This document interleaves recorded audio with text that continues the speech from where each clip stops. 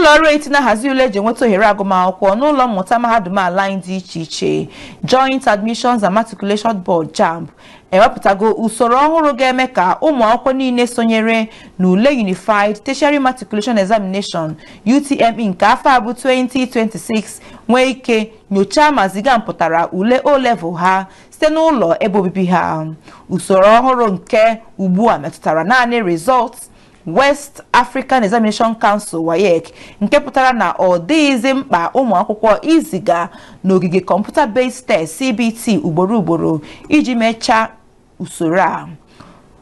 Na okpuru usoro a, ndị chọrọ itinye ya n'ọrụ nwere ike iji e-facility platform nke ụlọ ọrụ JAMB nyochaa nsonaazụ ha mgbe ha nwetara akara akpọrọ verification code. Atụrụ anya na nwata akwụkwọ ga-enye akara National Identification Number NIN ya, nweta akara verification code ma kwụọ ụgwọ achọrọ. Enwekwara ike iji SMS site n'iziga okwu verify sochiri verification code na akara 55019 ma ọ bụ 66019.